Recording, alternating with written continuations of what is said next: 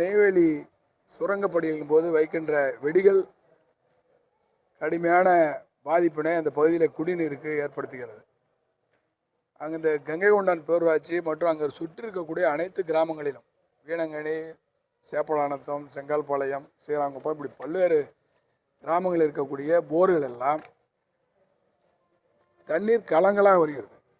மக்கள் அந்த தண்ணீரை தான் குடிக்க வேண்டிய சூழ்நிலை இருக்கிறது. இன்றைக்கி என்எல்சி நிறுவனம் மார்த்தட்டி கொள்கிறார்கள். 75,000 டன் நிலக்கரி எடுத்து சாதனை படுத்திருக்கிறோம். 25% உற்பத்தியை இந்த ஆண்டு உயர்த்திருக்கிறோம்.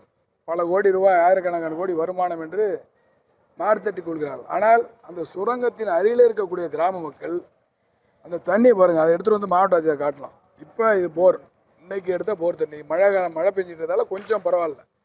அதே போல் அந்த கறி துகள் பாருங்கள், இதை வந்து மாவட்ட ஆட்சியரிடம் நேரடியாக இதை காட்டி இந்த தண்ணீரை தான் குடிக்கணும், குளிக்கணும், சமையல் பண்ணணும், அப்படிப்பட்ட நிலைமை.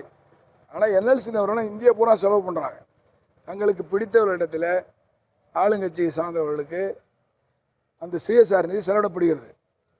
ஆனால் என்எல்சிக்கு அருகில், அந்த சுரங்கப்பணிகளுக்கு அருகில் இருக்கக்கூடிய கிராம மக்களுடைய அத்தியாவசிய அடிப்படை தேவைகளை கூட என்எல்சி நிறுவனம் சரி செய்து தருவதில்லை. எனவே அதையும் மாவட்ட ஆட்சியரோட கவனத்திற்கு கொண்டு வந்திருக்கிறோம்.